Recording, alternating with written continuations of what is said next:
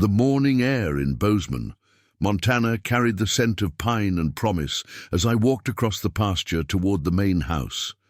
It was August 15th, 2025, and the sun was painting the Gallatin Range in shades of gold that would make any photographer weep with envy.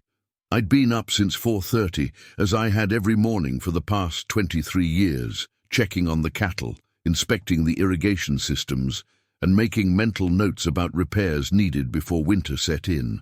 This was my routine, my life, my legacy. 3,000 acres of prime Montana ranch land that had been in the Mitchell family for 3 generations.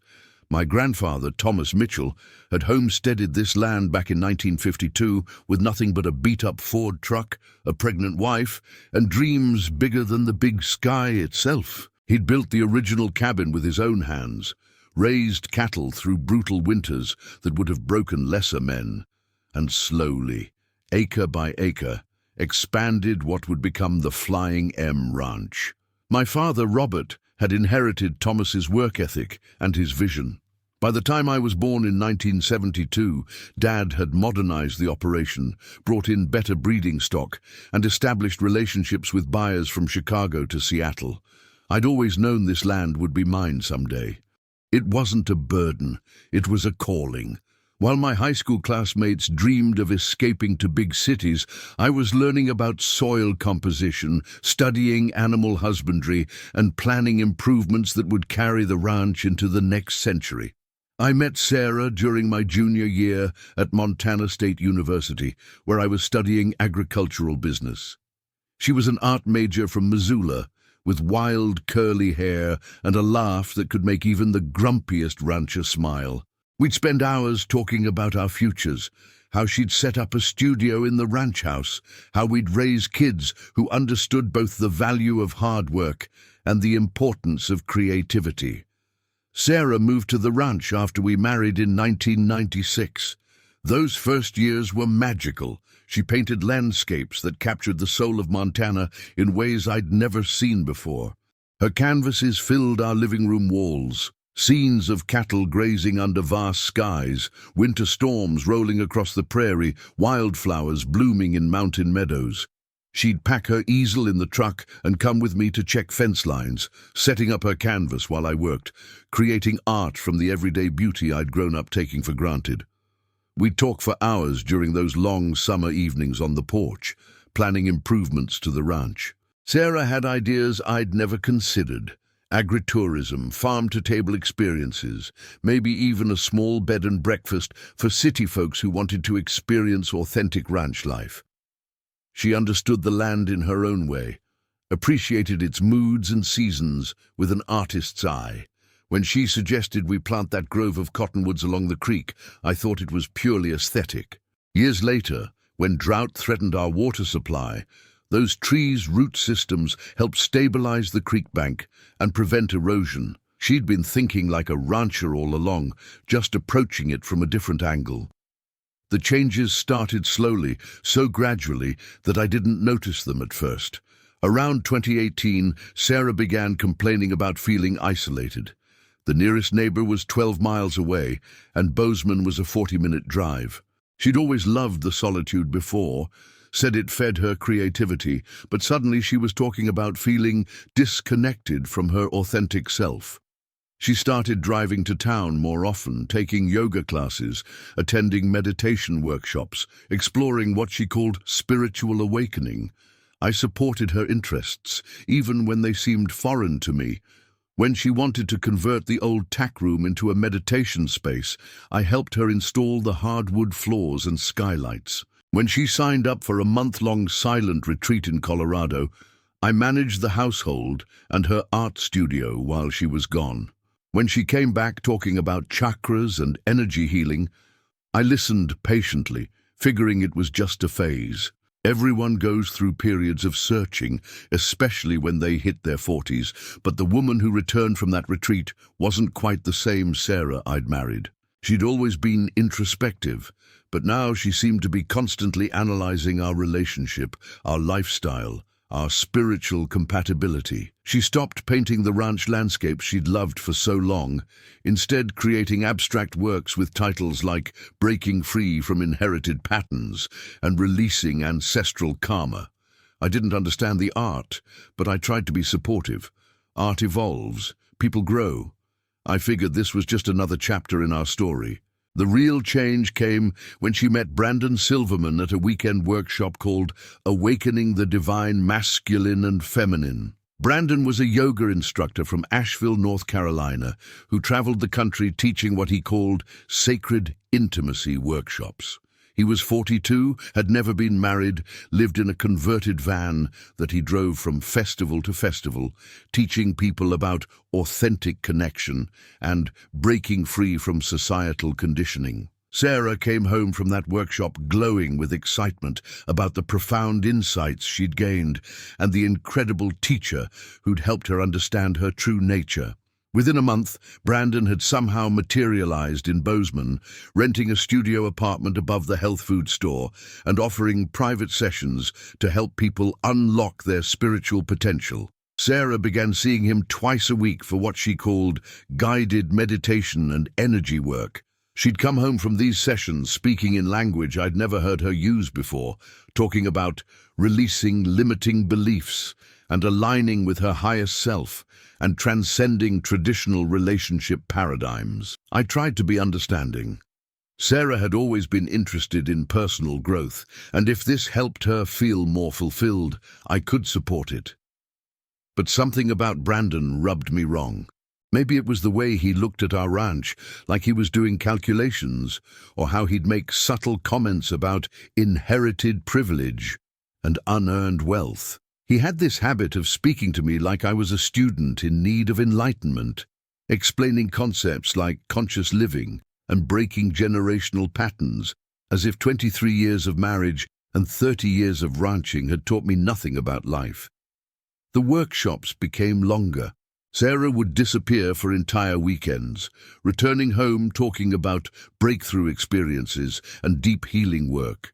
She stopped asking about the ranch operations, stopped caring about the day-to-day challenges that had once engaged her creative problem-solving mind. When I mentioned that we needed to decide about upgrading the irrigation system before next season, she'd respond with something like, "David, you're so focused on material concerns. When did you last think about what your soul actually needs?" By spring of 2025, Sarah was spending more time at Brandon's studio than at home. She'd leave early in the morning for sunrise meditation and return late in the evening after evening integration circles. When she was home, she seemed distant, distracted, like she was mentally somewhere else.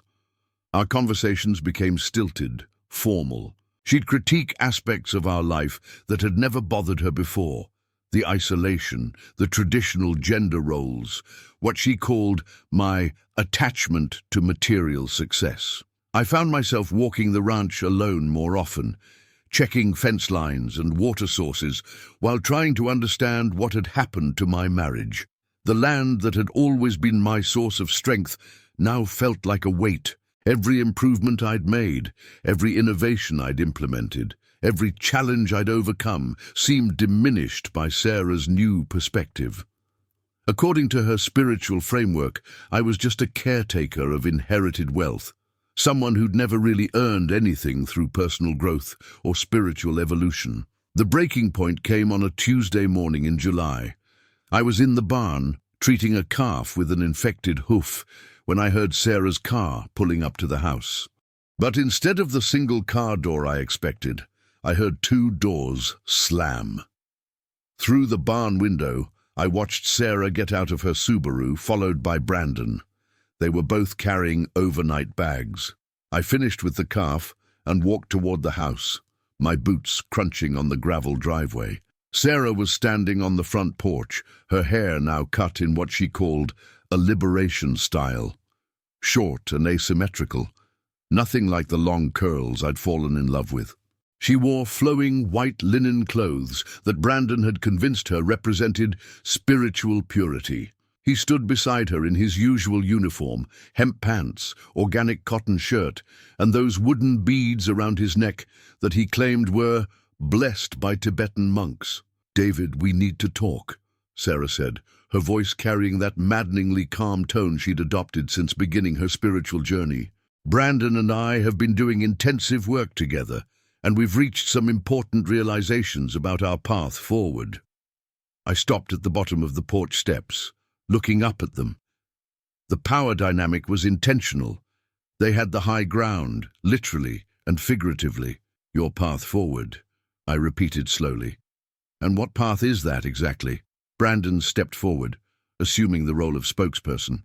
"David, Sarah has been trapped in patterns of spiritual stagnation. Your relationship, while comfortable, hasn't allowed her to access her full potential.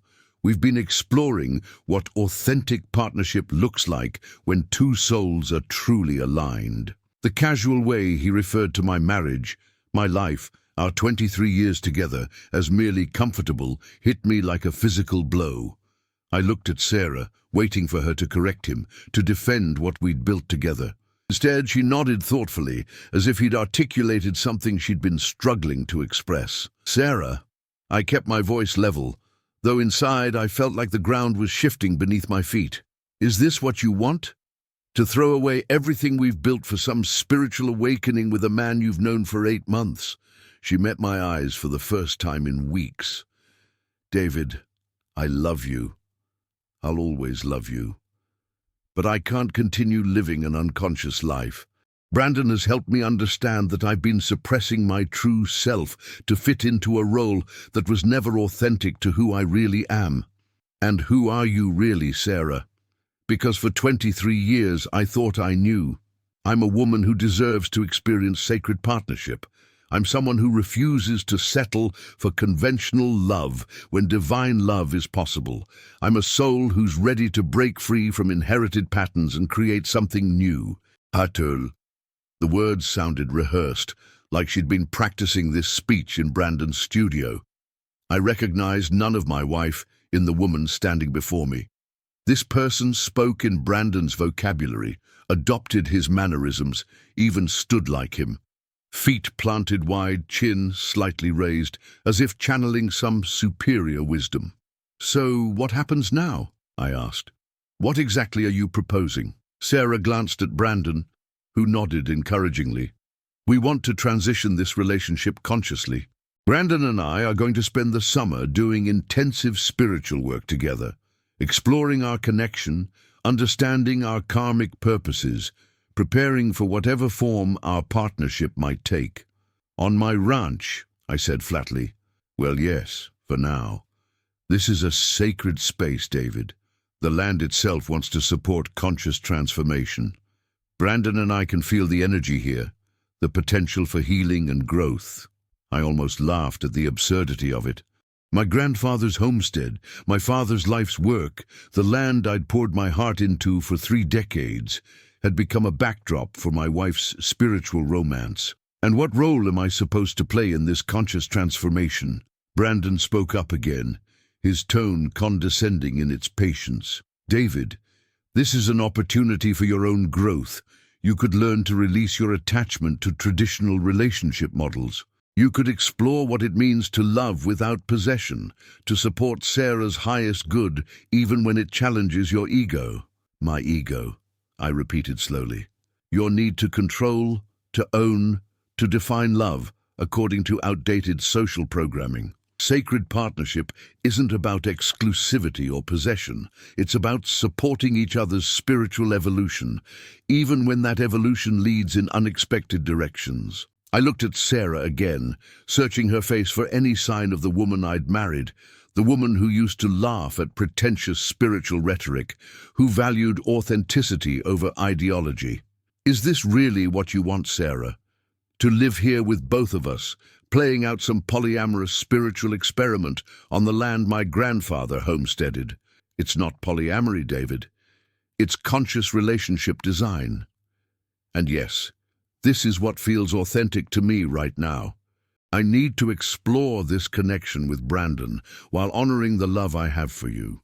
I need to understand what my soul is calling for without the pressure of conventional expectations. The August sun was beating down on us now, making the porch steps almost too hot to stand on. I could hear cattle lowing in the distance, the familiar sounds of a ranch in full operation. Everything looked the same as it had that morning, but something fundamental had shifted. The woman I'd shared my life with for over 2 decades was asking me to share her with another man, in my own home, on my own land, under the banner of spiritual growth. "And if I say no?" I asked quietly. Sarah's composure faltered slightly. "Then we'll need to discuss other arrangements, separation, division of assets, legal proceedings." She paused, gathering herself. "But David, I hope you can see this as an opportunity and chance to transcend jealousy and possessiveness, to love me enough to support my journey." Brandon nodded approvingly. "Exactly. True love isn't about what we can get from someone, it's about what we can give to support their highest expression." I stared at him, this man who'd never built anything, never been responsible for anything more complex than a yoga class schedule, lecturing me about love and support. He'd materialized in my wife's life 8 months ago and was now redefining the terms of my marriage, using spiritual language to justify what previous generations would have called simple adultery. "I need some time to think about this," I said finally. Sarah smiled for the first time during the conversation. "Of course, take all the time you need. Brandon and I will be respectful of your space while you process this transition." They went inside together, leaving me standing in the driveway of my own home, feeling like a stranger in the life I'd built. I walked back to the barn, needing the familiar comfort of physical work, but my hands were shaking too badly to accomplish anything productive. Instead, I sat on a hay bale and tried to process what had just happened. The affair itself wasn't entirely shocking. I'd suspected something was developing for months. What stunned me was the framework they'd constructed around it, the spiritual justifications that transformed basic infidelity into a higher calling. Sarah wasn't cheating on me. She was evolving beyond conventional relationship models. Brandon wasn't stealing my wife. He was facilitating her spiritual awakening. I wasn't being betrayed. I was being offered an opportunity for personal growth. That evening, I sat on the back porch with a beer, watching the sunset paint the mountains purple and gold. Through the kitchen window, I could see Sarah and Brandon preparing dinner together, moving around each other with an intimacy that made my chest ache. They'd taken over my kitchen, my home, my life, and packaged it as spiritual progress. I thought about calling my brother in Denver or my sister in Portland, but what would I say? That my wife had fallen in love with her yoga instructor and wanted to explore sacred partnership while I watched from the sidelines. That I was being asked to financially support their spiritual journey on the land 3 generations of my family had built. The situation was too surreal, too modern in its complications for anyone from my world to understand. The next morning I was up before dawn again, following my usual routine of checking the cattle and equipment. But when I returned to the house for breakfast, I found Brandon in my kitchen, shirtless, making what he called a conscious smoothie, with ingredients from Sarah's new organic diet. He greeted me with the kind of warm familiarity usually reserved for old friends. "Good morning, David. Beautiful energy this morning, isn't it? The land is just radiating potential for transformation." Sarah emerged from what used to be our bedroom, wearing one of Brandon's oversized shirts and little else. The casual intimacy of the scene, her wearing his clothes, him comfortable in my kitchen, was so domestic, so established, that I realized this arrangement had been going on longer than they'd admitted. "How long?" I asked quietly. Sarah looked confused. "How long what? How long has he been staying here?" A flush crept up Sarah's neck. "David, it's not like that. Brandon has been staying here occasionally when his apartment becomes too confined for the work we're doing. Spiritual intimacy requires space, privacy, the ability to explore without conventional constraints." So, he's been sleeping in our bed. For how long? Brandon stepped forward, his voice gentle but firm. David, you're focusing on the physical details instead of the spiritual reality. Yes, Sarah and I have been exploring sacred intimacy. But this isn't about betrayal or deception. It's about two souls recognizing their karmic connection and honoring that recognition. In my bed, in my house, on my land. Location is just a construct, brother. What matters is the energy we bring to any space. Sarah and I have been very intentional about maintaining reverence for this sacred ground, brother. He'd called me brother while sleeping with my wife in my bed. I looked at Sarah, waiting for her to explain, to show some recognition of how completely she'd violated every boundary of our marriage. David, I know this is difficult to understand from a conventional perspective, she said carefully, but Brandon and I didn't plan this. It emerged naturally from our spiritual work together. Fighting it would have been dishonest to our authentic selves. Your authentic selves, I repeated. And what about our marriage? What about the vows we made? What about 23 years of building a life together? Those things are beautiful and I honor them, Sarah said, but they belong to who we used to be. I've evolved beyond the woman who made those promises. I can't keep living according to agreements my younger, less conscious self made. The logic was airtight within their spiritual framework. Sarah had grown beyond the limitations of traditional marriage. Honoring old vows would prevent her from accessing her highest potential. Conventional expectations were obstacles to spiritual evolution. Any objection I raised could be dismissed as ego, attachment, or failure to embrace personal growth. I spent that day riding the fence line on horseback, checking for breaks and weak spots, but really just needing to be alone with the land that had always been my sanctuary. The ranch stretched out in all directions, 3,000 acres of rolling prairie and mountain meadow that had been shaped by 3 generations of Mitchell men. Every improvement, every innovation, every adaptation to changing markets and climate conditions represented decades of careful stewardship and hard work. By the time I returned to the house that evening, Sarah and Brandon had established a full domestic routine. Brandon's meditation cushions were arranged in the living room. His yoga mats occupied the space where Sarah used to paint. His organic supplements filled the kitchen counter. His books about conscious relationships and spiritual partnerships were stacked on my coffee table. They'd transformed my home into their spiritual workshop, and I was apparently expected to play the role of supportive observer. Over dinner, quinoa and vegetables that tasted like cardboard compared to the beef we'd always eaten, Brandon explained their plan for the summer. They would use the ranch as a retreat center for couples seeking authentic intimacy. They'd host workshops on sacred sexuality and relationship transformation. Sarah would create art inspired by their spiritual journey. Brandon would document their experience for a book he planned to write about evolving beyond monogamy. This could be a beautiful opportunity for all of us, Sarah said earnestly. The ranch could become known as a place of healing and transformation. People would come here seeking what Brandon and I have found together. And what have you found together? I asked. They exchanged one of those meaningful looks that excluded me completely. Divine love, Brandon said simply. Love without conditions, without ownership, without the limitations that society places on spiritual partnership.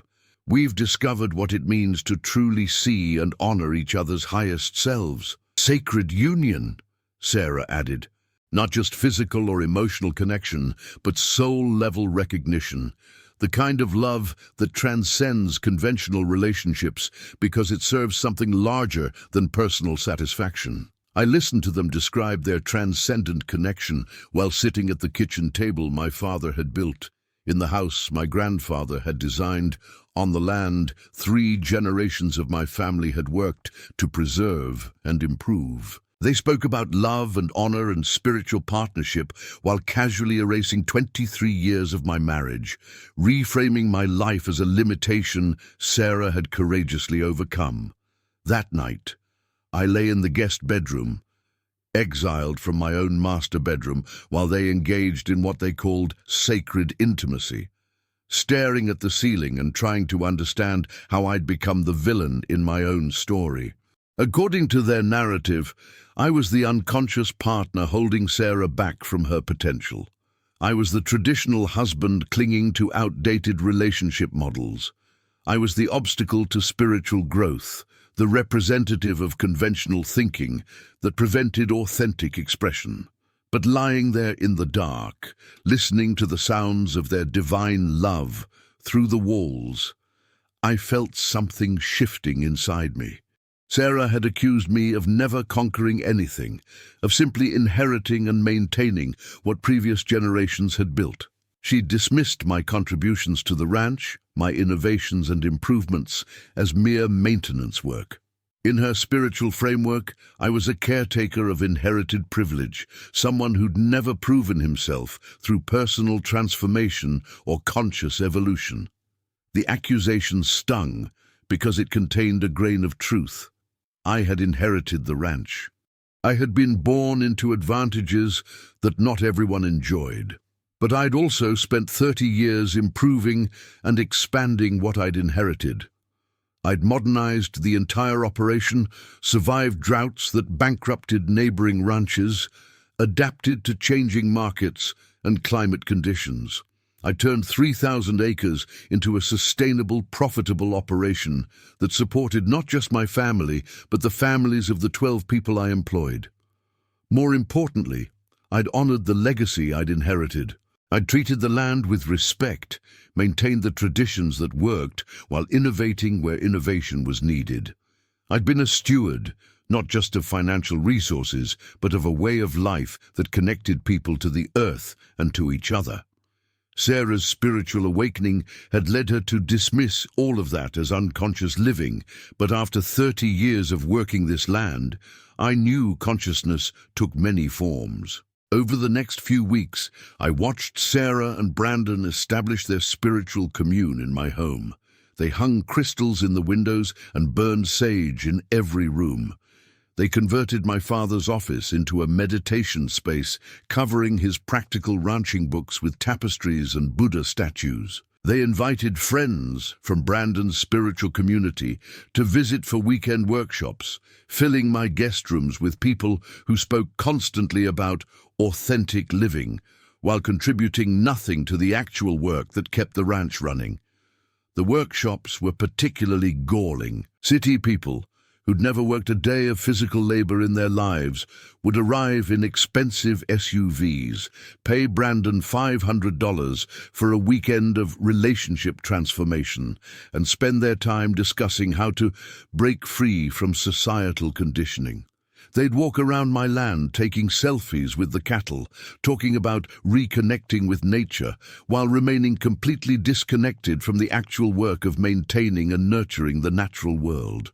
During one particularly surreal workshop on releasing material attachment, I watched a group of software engineers and marketing executives sit in my pasture, listening to Brandon explain how inherited wealth created spiritual stagnation. The irony was lost on them.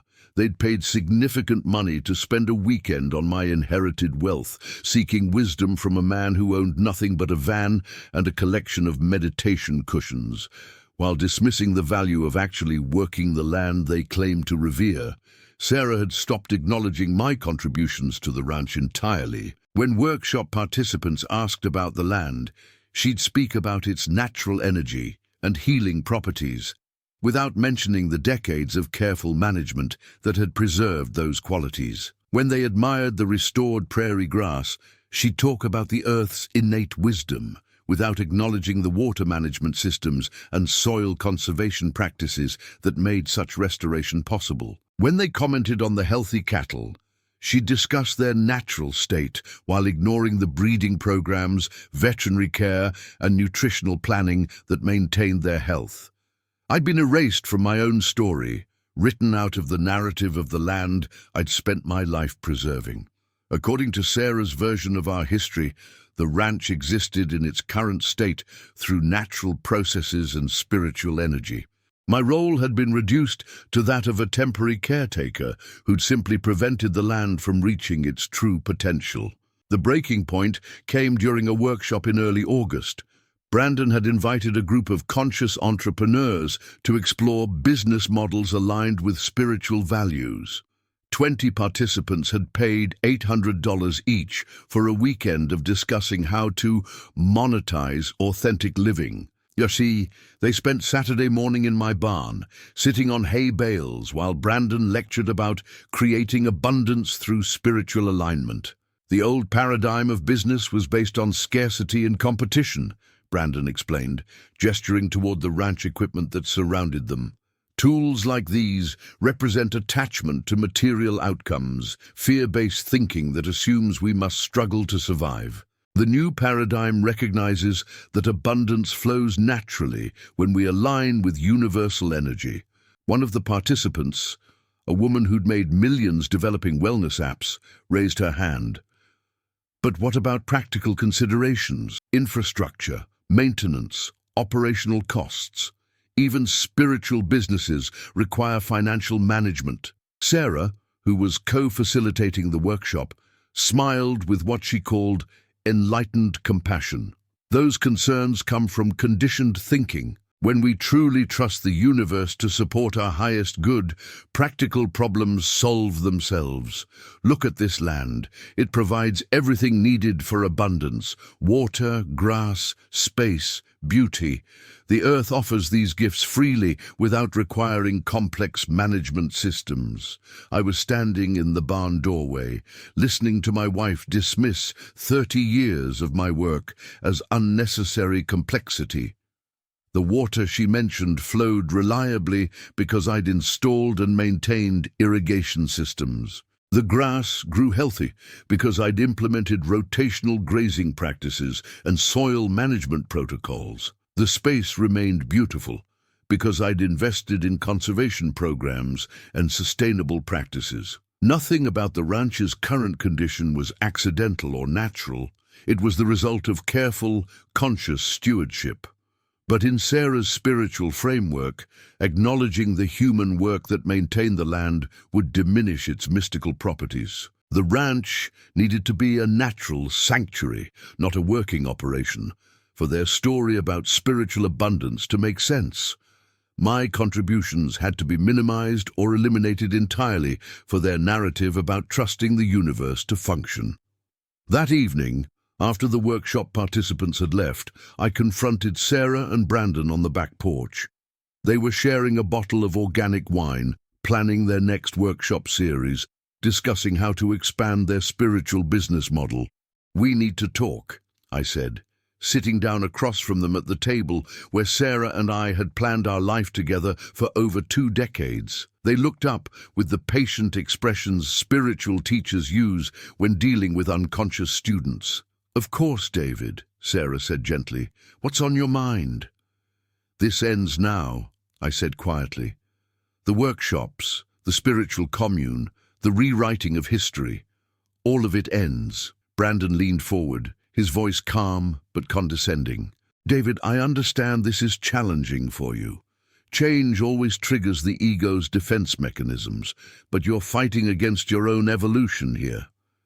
"My evolution?" I repeated slowly. "Yes, the universe is offering you an opportunity to transcend possessiveness, to learn what unconditional love actually means, but you're choosing fear instead of growth."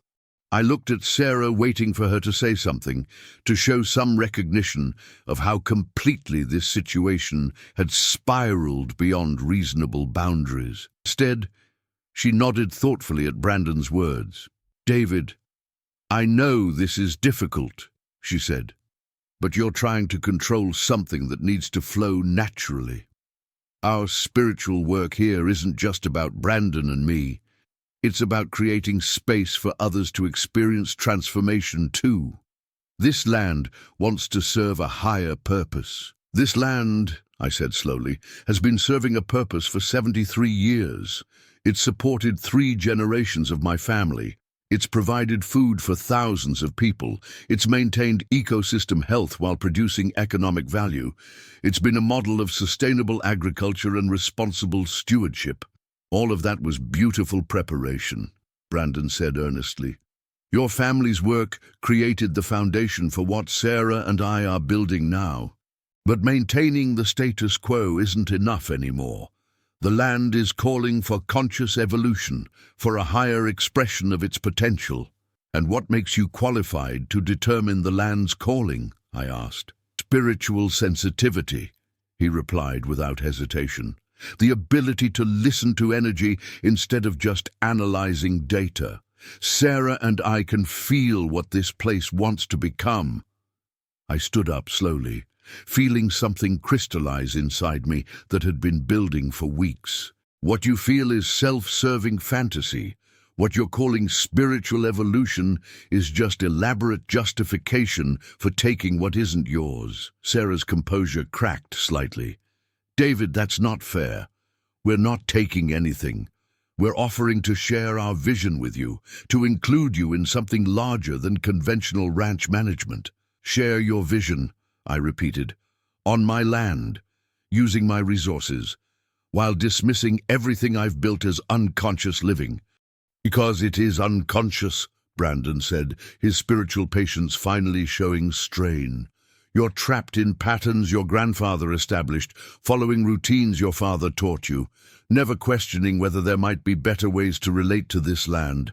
Better ways like hosting workshops for rich people who want to feel spiritual for a weekend, like creating space for genuine transformation, like recognizing that abundance doesn't require exploitation, like understanding that the earth offers its gifts freely when we approach it with reverence instead of dominance. I looked at him. This man who'd lived his entire adult life without responsibility, who'd never built anything lasting, who'd never been accountable for anything more complex than a yoga class schedule, lecturing me about land stewardship and responsibility. You want to know about dominance? I said quietly. Dominance is moving into someone's home and taking over their life while convincing them it's for their own good. Dominance is rewriting someone's history to make yourself the hero of their story. Dominance is using spiritual language to justify basic selfishness. David, Sarah started. No, I cut her off. I've listened to enough. For months, I've tried to understand your perspective, tried to support your spiritual growth, tried to be the conscious, evolved partner you claim to want. But you don't want a partner. You want an audience for your spiritual performance. I looked directly at Sarah, seeing her clearly for perhaps the first time in years. You've dismissed 23 years of marriage as unconscious living. You've dismissed my life's work as inherited privilege. You've dismissed my contributions to this land as unnecessary maintenance. You've rewritten our entire history to cast yourself as the awakened spiritual seeker and me as the unconscious obstacle to your growth. Sarah's eyes filled with tears, but I continued. But here's what you've never understood, Sarah. Consciousness isn't just about meditation cushions and spiritual workshops. Consciousness is also about honoring commitments, maintaining relationships, taking responsibility for the consequences of your choices. Consciousness is about recognizing that other people aren't just supporting characters in your personal transformation story. Brandon stood up, his spiritual teacher persona fully activated. David, you're speaking from pain right now. I understand that change is threatening to the ego, but... Shut up, I said quietly. You don't get to psychoanalyze me, Brandon. You don't get to explain my emotions to me using spiritual terminology. You're a 42-year-old man who's never owned anything, never built anything, never been responsible for anything lasting. You make your living convincing bored middle-aged women that their problems can be solved through spiritual bypassing and conscious uncoupling. You're a predator with a meditation cushion. The words hung in the evening air like smoke from a wildfire. Sarah gasped, her hand flying to her mouth. Brandon's face went white, then red. That's completely unfair, he said, but his voice had lost its spiritual authority. I've dedicated my life to helping people transcend limiting beliefs. You've dedicated your life to avoiding responsibility while living off other people's resources. You've convinced my wife to financially support your spiritual tourism business using the land my family built. You've turned my home into your personal retreat center while contributing nothing to its maintenance or operation. You're not a spiritual teacher, you're a con artist with good marketing. Sarah found her voice. David, that's cruel. Brandon is offering people genuine healing. Brandon is offering people expensive weekends of feeling superior to their conventional lives. He's selling them permission to abandon their responsibilities in the name of spiritual growth. He's teaching them that any relationship that requires effort or compromise is unconscious, that any commitment that limits their options is spiritual stagnation. I looked around at my ranch, my home, my life's work that had been transformed into their spiritual playground. But the real question isn't about Brandon. The real question is about you, Sarah. Is this really who you want to be? Someone who abandons their commitments the moment they become inconvenient? Someone who rewrites history to justify their choices? Someone who takes everything they've been given and calls it spiritual evolution when they throw it away? Sarah was crying now, but her tears felt manipulative rather than genuine. You don't understand what I've discovered about myself, about what I need to be happy. I understand that you've decided you're too spiritual for the life we built together. I understand that you've convinced yourself that honoring your marriage vows would prevent your personal growth. I understand that you've found someone who tells you that your selfishness is actually enlightenment. The silence that followed was broken only by the sound of cattle moving in the distant pasture and the evening wind through the cottonwoods Sarah had planted during our early years together. Those trees were mature now, their roots deep in the soil, their branches providing shade and shelter. They'd been planted with intention and maintained through care. They'd grown slowly, seasonally, developing the strength to withstand Montana winters through patient cultivation. Looking at those trees, I finally understood the difference between Sarah's version of growth and the real thing. Real growth happens slowly, through consistent effort and commitment. Real transformation comes from working through difficulties, not abandoning them. Real consciousness includes honoring the connections and responsibilities that shape us, not just pursuing whatever feels authentic in the moment. I want you both off my land, I said finally. Tonight. Sarah's tears stopped abruptly. David, you can't be serious. This is my home too. We need to discuss division of assets, legal arrangements. We'll discuss those things through lawyers. But I want you gone tonight, both of you. Brandon stepped forward, his spiritual teacher mask slipping to reveal something harder underneath. Actually, David, you might want to reconsider that demand. Sarah has legal rights to this property as your wife. She could make things very complicated for you in a divorce proceeding. The implicit threat was clear. Sarah could claim half the ranch in divorce court. She could force a sale, break up the land that had been in my family for 3 generations, destroy everything my grandfather and father had built. She could use the legal system to punish me for refusing to support her spiritual awakening.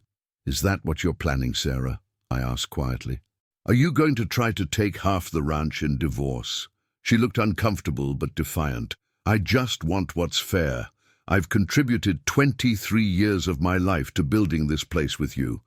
I deserve security for my future. Security for your future with Brandon. For my future, whatever form that takes. I'm not going to walk away from everything I've helped create just because you can't accept my spiritual growth. I stared at her. This woman I'd loved for over 2 decades, who was now threatening to destroy my family's legacy to fund her midlife spiritual adventure. The ranch that had been built through 3 generations of careful stewardship, that supported 12 employees and their families, that preserved 3,000 acres of healthy rangeland, all of it could be sacrificed to provide Sarah with the resources to explore sacred partnership with her yoga instructor. You've helped create, I repeated slowly. Tell me, Sarah, exactly what have you created here? I've supported you emotionally.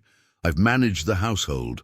I've contributed my artistic vision to making this place beautiful. I've been your partner in every major decision. And now you've decided that partnership was unconscious living that prevented your spiritual evolution. That doesn't mean I should be financially punished for outgrowing it. The circular logic was perfect. Sarah could abandon our marriage in the name of spiritual growth, but she shouldn't face any financial consequences for that choice. She could dismiss our life together as unconscious living while claiming half the value of what we'd built.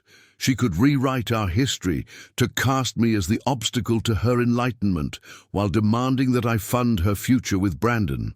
Let me make sure I understand, I said carefully. You want to divorce me to pursue a spiritual relationship with Brandon. You want half the value of the ranch to fund that new life. And you want me to accept this as your spiritual evolution rather than simple betrayal. I want you to recognize that people grow and change, and that trying to hold someone back from their highest potential is actually unloving. I want you to support what's best for my spiritual development, even when it's difficult for your ego. Brandon nodded approvingly.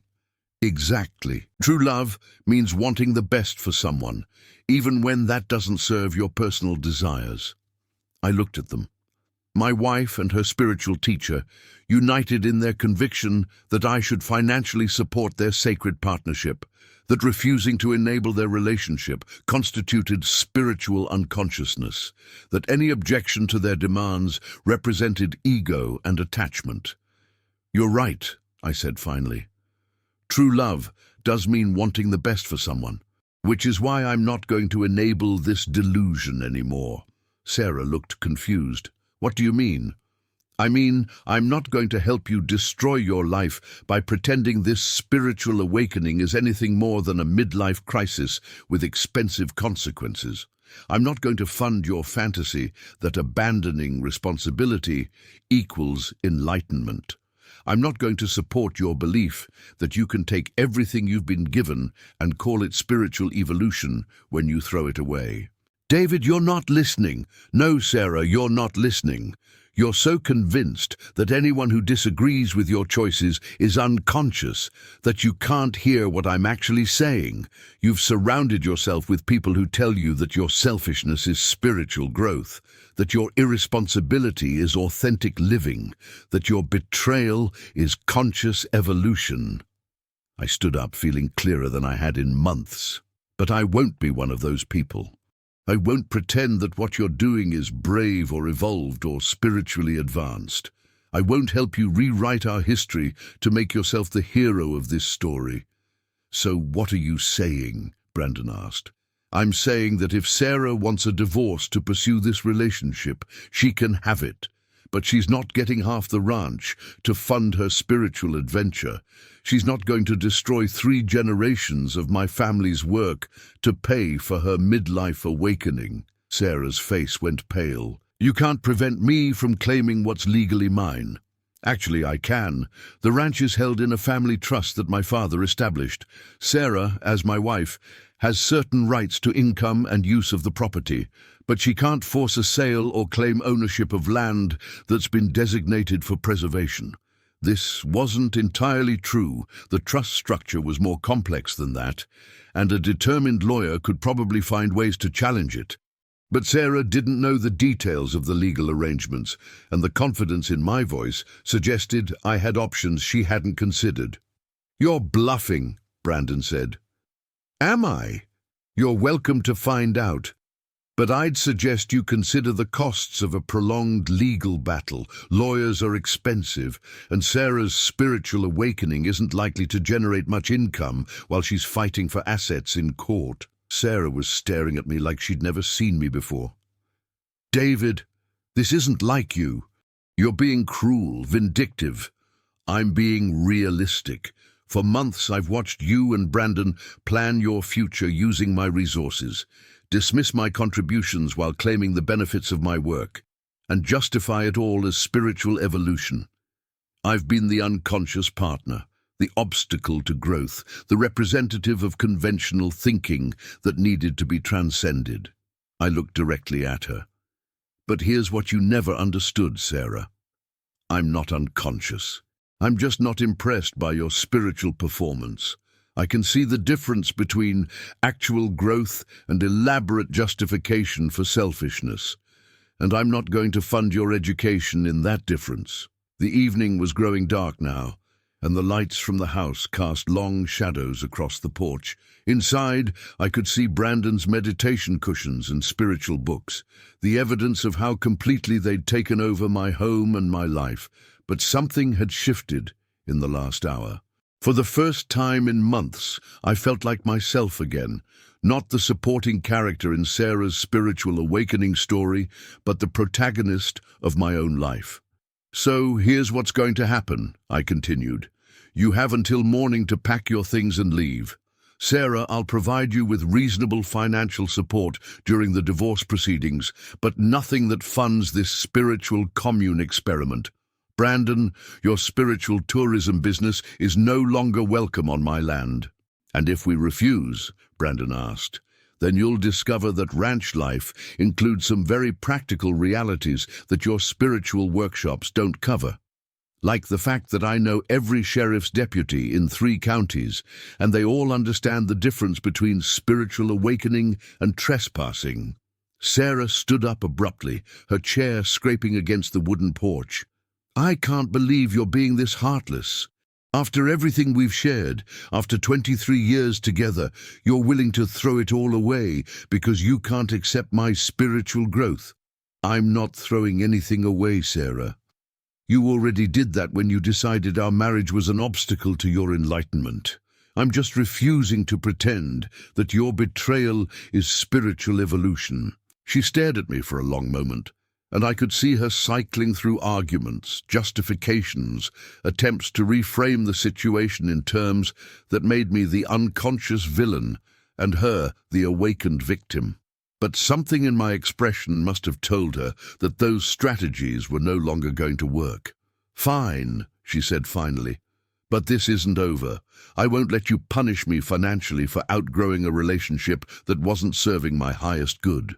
You're free to pursue whatever legal remedies you think are appropriate, I replied, but you're doing it from somewhere else, starting tomorrow. They left that night, packing Brandon's van with their spiritual paraphernalia and Sarah's belongings. I watched from the kitchen window as they loaded crystals and meditation cushions, organic supplements and relationship self-help books, all the props of their conscious partnership experiment. Sarah took her clothes and art supplies, but left behind the landscape paintings she'd created during our early years together, the works that had captured the soul of Montana before she'd discovered that authentic living required abandoning everything she'd once loved. As Brandon's van pulled away from the house, disappearing down the gravel driveway into the darkness, I felt something I hadn't experienced in months: silence. Not the manipulative spiritual calm that Sarah and Brandon had cultivated, but real quiet. The absence of constant analysis and justification and spiritual performance. Just the familiar sounds of Montana night, cattle moving in the distance, wind through the cottonwoods, the settling of a house that had sheltered 3 generations of my family. I walked through the rooms, removing the evidence of their spiritual occupation. The meditation cushions went into storage. The crystals and Buddha statues were packed away. The relationship transformation books went into boxes for donation. By midnight, my home looked like itself again, not a retreat center or spiritual workshop space, but a ranch house where people lived and worked and honored the land that sustained them. But as I prepared for bed in my own bedroom for the first time in months, I realized that something fundamental had changed. Not just the end of my marriage, but my understanding of what the ranch meant and what I wanted to do with the rest of my life. Sarah's betrayal had forced me to articulate values I'd taken for granted, to defend principles I'd never had to examine. In rejecting her spiritual framework, I'd clarified my own. The next morning, I was up before dawn as always, checking on the cattle and equipment. But instead of the routine feeling heavy with familiarity, it felt purposeful in a new way. Every task was a choice rather than an obligation. Every responsibility an expression of values rather than inherited duty. Sarah had accused me of simply maintaining what previous generations had built, but I suddenly understood that maintenance was a form of creation, the daily choice to preserve and improve what matters, to honor the past while adapting to the present. Over the following weeks, as Sarah's lawyer sent increasingly threatening letters about asset division and her rights to marital property, I made a decision that surprised even me. I contacted Peterson Development, the company that had been trying to buy my ranch for years. But instead of accepting their offer to turn the land into a luxury subdivision, I proposed something different.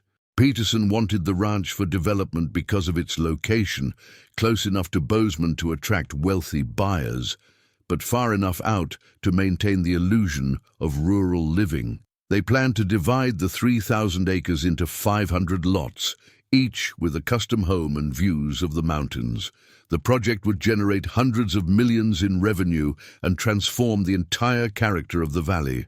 But what if, instead of selling the land for development, I sold it to someone who would preserve its character while generating enough income to make the transaction worthwhile?